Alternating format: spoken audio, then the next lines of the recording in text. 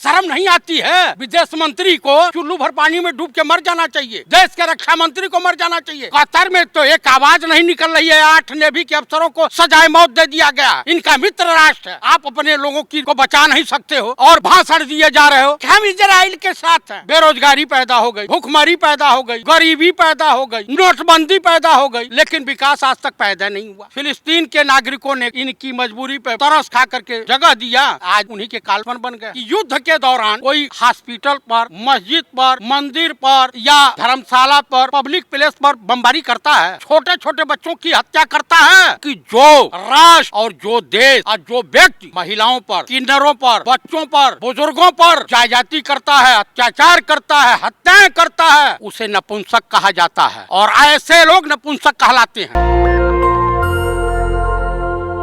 नमस्कार, मैं ब्यूटी गिरी और आप देख रहे हैं नेशनल दस्तक। अब हमारे साथ फिर से बात करने के लिए मौजूद हैं जयप्रकाश चतुर्वेदी।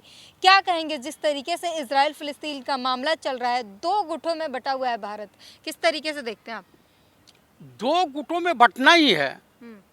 ये पहले जब स्वतंत्रता आंदोलन शुरू हुआ था तो ये आरएसएस और हिंदू महासभा अंग्रेजों की गुलामी करती थी, तो उस सभा के लोग जो हैं, उस दल के लोग जो हैं, वो तो भैया इजराइल के साथ मिलेंगे ना। काहे से इन लोगों की भी आदत है कि दूसरे घर में बैठ करके कब्जा करने की। अरे इजराइल दोस्त है, दोस्ती निभा रहे हैं। अब फिलिस्तीन दुश्मन है क्या? मुझे बता दीजिए। वो पाकिस्तान है, हमेशा हमारा मित्र राष्ट्र रहा है पंडित नेहरू के ज़माने से। इंदिरा जी को यासीन अराफात अपना भाई मानते थी। आप मुझे बता दीजिए, कतर में तो एक आवाज नहीं निकल रही है। 8 नेवी के अफसरों को सजाए मौत दे दिया गया। इनका मित्र राष्ट्र है। शर्म नहीं आती है? विदेश मंत्री को चुल्लू भर पानी में डूब के मर जाना चाहिए। देश के रक्षा मंत्री को मर जाना चाहिए। इजराइल के लिए जासूसी का आरोप है, यानी ये जो है सरकार के अधिकारी इजराइल के लिए जासूसी करते हैं, वो मोसाद के हैं। गजब की है। आप अपने लोगों की को बचा नहीं सकते हो और भाषण दिए जा रहे हो कि हम इजराइल के साथ हैं। कह रहे हम बचा लेंगे, हम इंटरनेशनल कोर्ट तक जाएंगे अपने सैनिकों के लिए। कितने लोगों को पाकिस्तान के जेलों से छुड़ा के लाए हैं पहले बताते हैं। 9.5 साल में कितने लोगों को लाए हैं ये मुझे बता दीजिए। आप बता दीजिए। देश में बेटी पैदा हो रही थी, बेटे के चक्कर में जीएसटी पैदा हो गई और उसके बाद जो है बेरोजगारी पैदा हो गई, भूखमरी पैदा हो गई, गरीबी पैदा हो गई, नोटबंदी पैदा हो गई, लेकिन विकास आज तक पैदा नहीं हुआ। बेटा आप कोई भूखमरी नहीं है। स्मृति ईरानी कह रही है कि हमने फ़ोन करके पूछा, कोई भूखा नहीं सोता है, सब खा के सोते हैं। सब झूठी रिपोर्ट है, बदनाम कर रहे हैं आप लोग। कभी उन्होंने मेरे पास फ़ोन किया? अब भूखे सोते हैं? मान लीजिए हम भूखे सो गए हों तो मुझसे जानकारी हासिल की। आप बताइए, उन्होंने मेरे पास फ़ोन किया।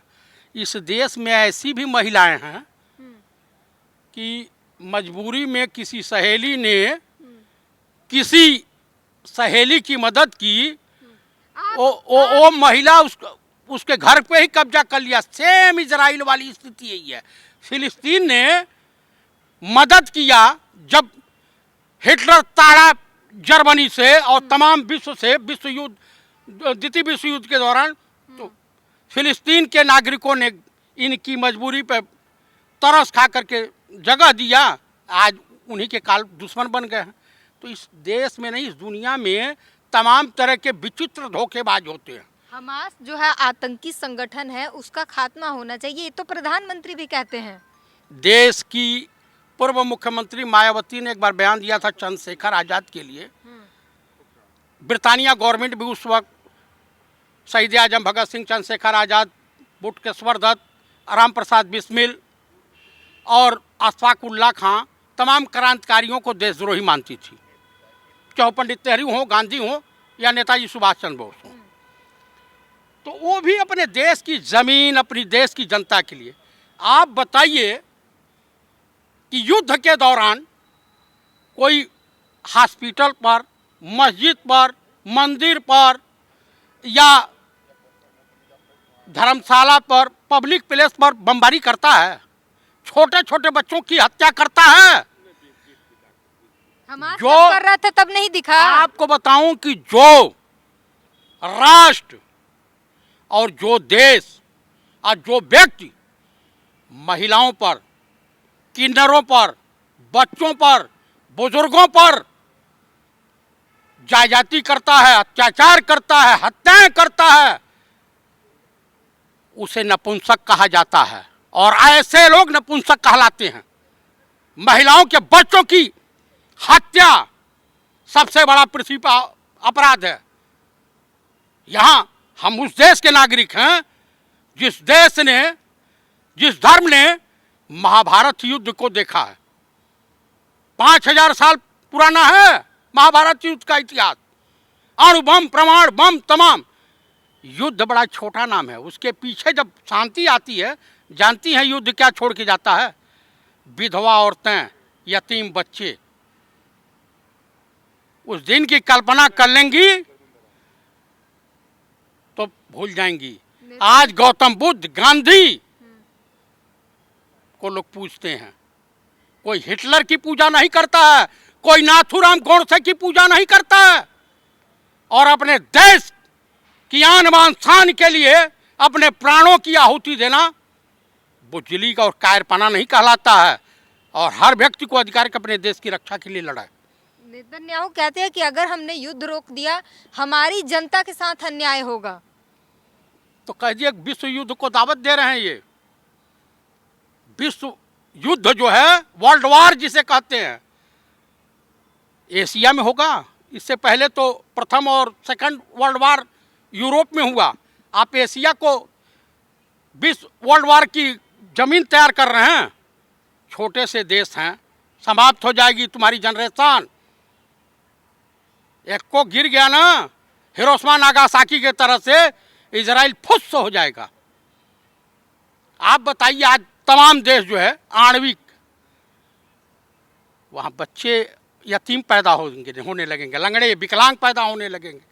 तो कृपया शांति की मैं आपके चैनल के मार्फत पूरे विश्व के नेताओं से हाथ जोड़ के प्रार्थना करता हूँ कि आप लोग गांधी, गौतम बुद्धा, पंडित नेहरू के बताए मार्गों का अनुसरण कीजिए और शांति की अपील कीजिए। ऐसा भयावह दृश्य देखने को न मिला। विदेश मंत्री भी कह रहे हैं कि बातचीत करके इसका समाधान होना चाहिए। किसका? इस युद्ध का, इजराइल फिलिस्तीन के युद्ध का जो है, बातचीत करके दोनों को समाधान निकालना चाहिए, आपस में बातचीत करना चाहिए दोनों को। देश के माननीय प्रधानमंत्री तो पहले तो इजराइल का क्यों सपोर्ट कर रहे थे? जानती हैं क्यों? पेगासस उसने दिया है। और अभी तो मार्केट में चर्चा हो रही थी, मार्केट में लोग आपस में मीटिंग कर रहे थे, बता रहे थे, मैं चर्चा सुना आम पब्लिक की, कि ईवीएम हैक करने का भी कोई जरिया इजराइल तैयार किया है। इसलिए इजराइल के प्रति बहुत ज़्यादा लालायित रहते हैं माननीय प्रधानमंत्री राजा बाबू भारत के। आप लोग तो कहते पहले से ही ईवीएम हैक हो रहा है, अब कह रहे हैं कि वो तैयार कर रहा है, इसलिए योजना तैयार कर रहा है, क्योंकि 2019 में इनके साथ था। हाँ, क्या कहेंगे, ये इनकी बातों में कितनी सच्चाई है? ईवीएम हैक हो रहा है? देखिए, ईवीएम के मसले पर जो है हम लोगों के पार्टी के नेताओं ने स्टैंड लिया है और माननीय सर्वोच्च न्यायालय में भी ये मामला गया था जो ईवीएम को लेकर। अगर सभी राजनीतिक दलों की अगर ये मांग होती है, जितने भी हिंदुस्तान में चुनाव लड़ने वाली पार्टियां, अगर सब लोग मांग करते हैं कि नहीं ईवीएम को हटाकर जो है चुनाव कराया जाए, तो करना चाहिए। इसमें क्या बुराई? कुछ बुराई तो हमको नजर नहीं आती।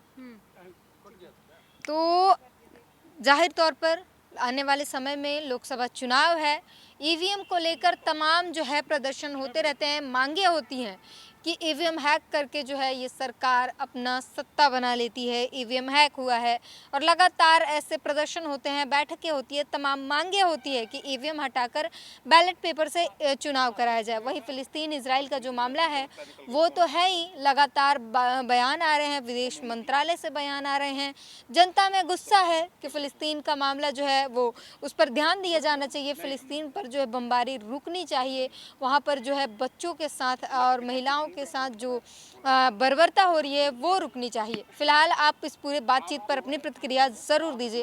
कैमरामैन आशीष के साथ ब्यूटी गिरी, नेशनल दस्तक। नेशनल दस्तक की आपसे गुजारिश है कि अगर इसको बचाना चाहते हैं तो नेशनल दस्तक को सब्सक्राइब करने के लिए रेड कलर के सब्सक्राइब बटन को दबाएं, फिर बेल आइकन की घंटी दबाएं। नेशनल दस्तक को बचाने के लिए बहुत जरूरी है कि हर खबर को शेयर करें, लाइक करें, कमेंट जरूर करें।